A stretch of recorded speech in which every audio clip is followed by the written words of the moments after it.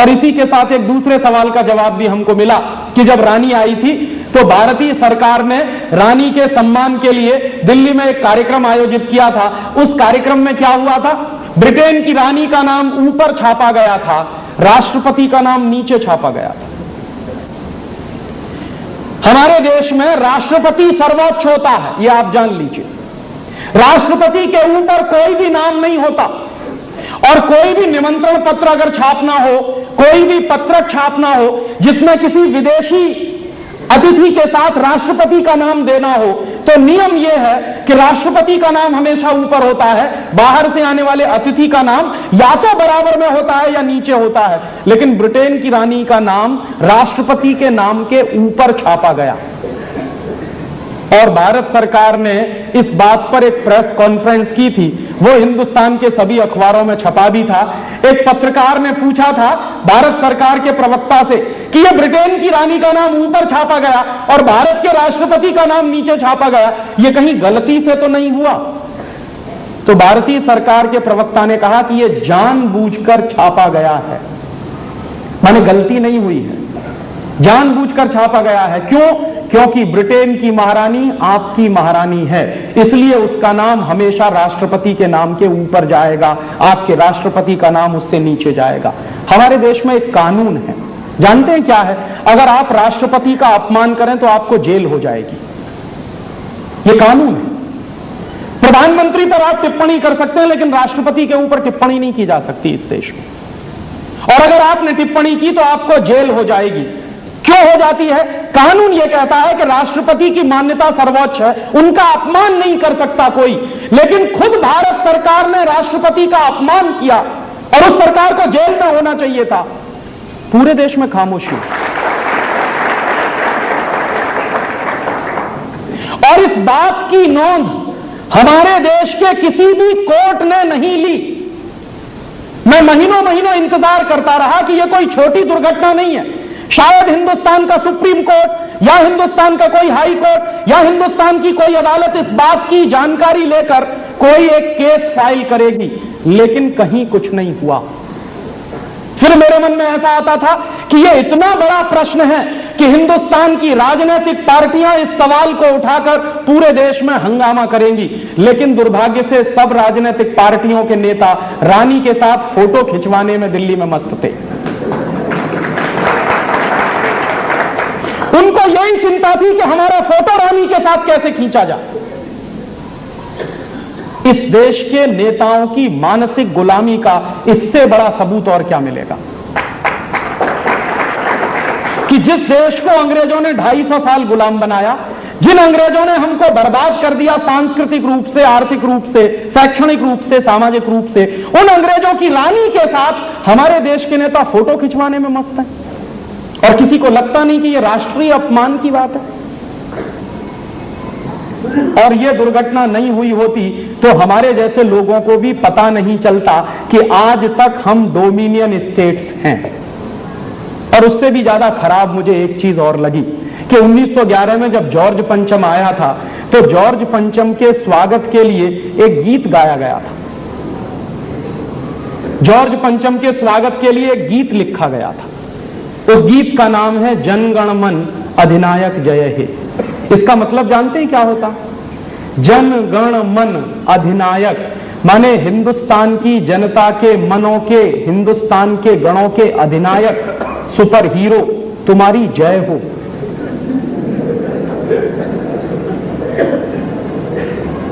जन गण मन अधिनायक जय है। भारत भाग्य विधाता, तुम भारत के भाग्य विधाता हो।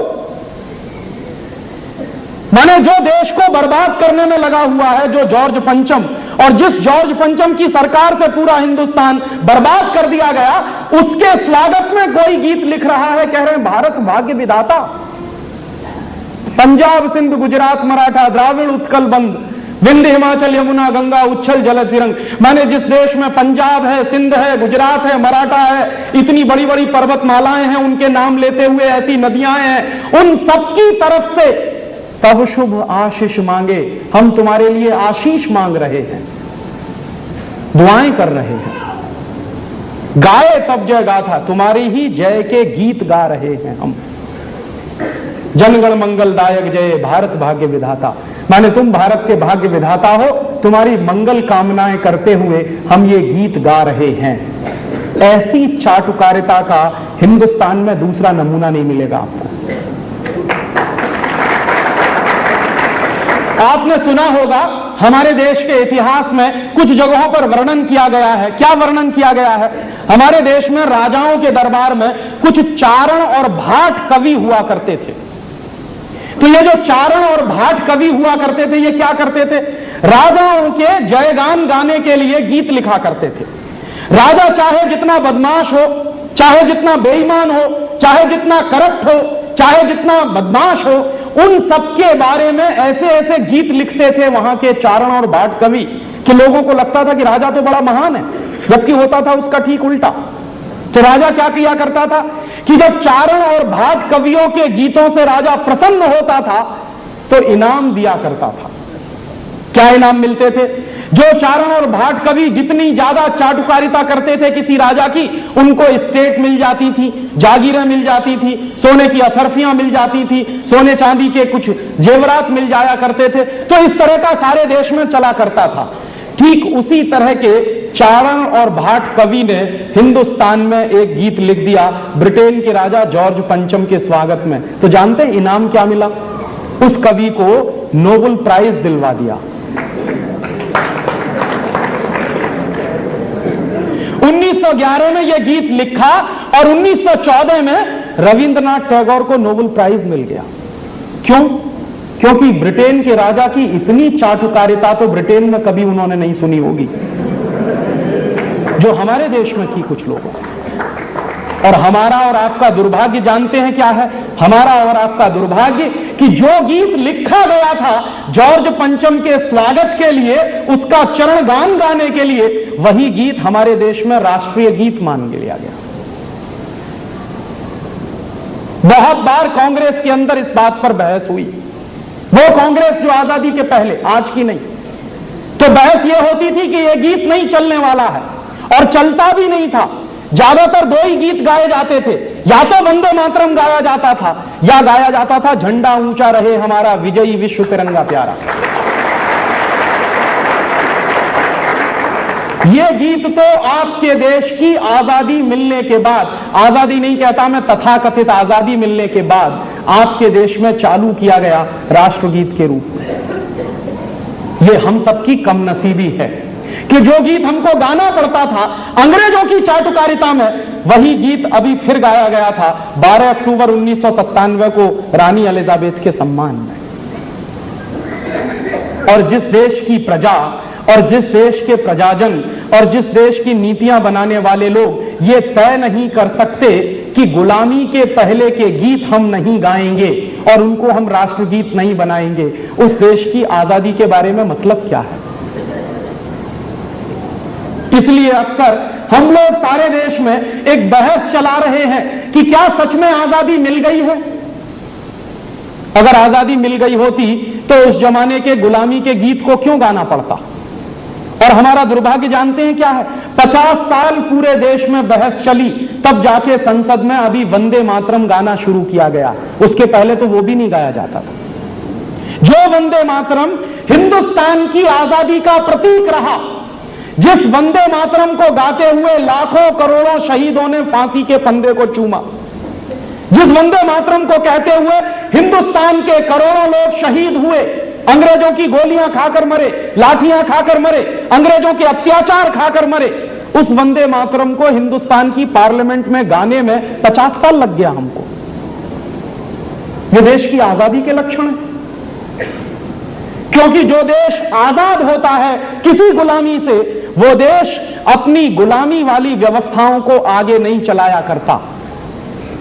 ठीक है, हम 250 साल गुलाम हो गए थे अंग्रेजों के, लेकिन अंग्रेजों की 250 साल पुरानी व्यवस्थाओं को हम क्यों चलाएंगे आजादी के बाद? यह मूल प्रश्न है। और इसी मूल प्रश्न पर हम लोगों को गंभीरता से सोचना पड़ेगा कि क्या हम सचमुच आजाद हुए हैं। मेरा ऐसा मानना है, हमारा ऐसा मानना है कि अभी आजादी आना बाकी है। क्योंकि आप आजाद हुए हैं कंडीशनल, कंडीशनल माने क्या? 4 जुलाई 1947 का कानून जो कहता है after 15 August 1947 India and Pakistan will be 2 dominion states. हम डोमिनियन स्टेट्स हैं, ना कि इंडिपेंडेंट नेशन।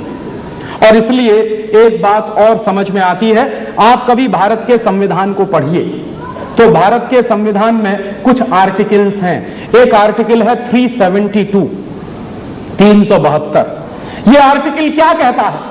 372 नंबर का जो आर्टिकल है हमारे संविधान में, वो ये कहता है कि भारत में आजादी आने के बाद, संविधान लागू होने के बाद भी कानून वही चलेंगे जो अंग्रेजों ने चलाए थे।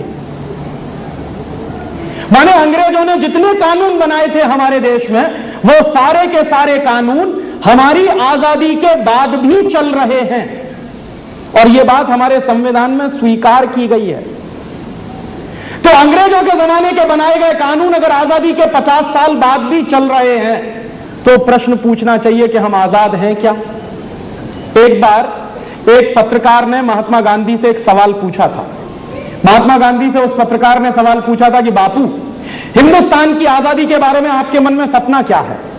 तो गांधी जी ने कहा कि अंग्रेज चाहे तो हिंदुस्तान में रहे, लेकिन अंग्रेजियत जानी चाहिए। अंग्रेज चाहे तो हमारे मेहमान बनकर रह सकते हैं, लेकिन अंग्रेजियत की हमको बिल्कुल जरूरत नहीं है। तो उस पत्रकार ने फिर पूछा कि बापू, ये अंग्रेजियत क्या है? तो गांधी जी ने जवाब दिया कि अंग्रेजियत का माने अंग्रेजों की बनाई गई जितनी व्यवस्थाएं हैं वो सब अंग्रेजियत, वो जानी चाहिए। अंग्रेज चाहे तो इस देश में रह सकते हैं। दुर्भाग्य से क्या हुआ?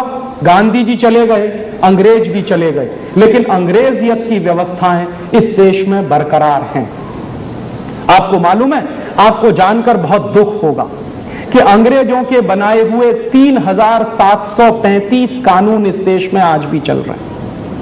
एक दो नहीं, 3735। और वो 3735 कानून अंग्रेजों ने क्यों बनाए थे? आपके देश को बर्बाद करने के लिए। अंग्रेजों की काम करने की एक पद्धति थी। अंग्रेजों की काम करने की क्या पद्धति थी? कि वो देश को बर्बाद करने के लिए नीतियां बनाते थे और उन नीतियों के आधार पर कानून बनाते थे, और फिर वो सारी दुनिया में कहा करते थे कि हम तो कानून का पालन कर रहे हैं, अब उस कानून के पालन में हिंदुस्तान बर्बाद होता है तो हो जाए।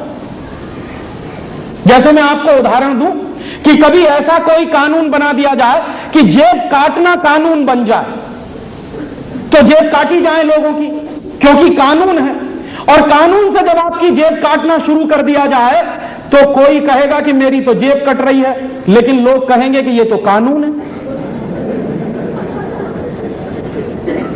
तो जिन लोगों ने जेब काटने का कानून बनाया है वो कहेंगे कि हम तो कानून का पालन कर रहे हैं, अब उसमें आपकी जेब कटे तो हमसे क्या लेना देना। और मैं इसके लिए आपको एक सॉलिड एग्जांपल देता हूं। हिंदुस्तान के लोगों की जेब काटने के लिए अंग्रेजों ने एक कानून बनाया था। उस कानून का नाम है इनकम टैक्स एक्ट।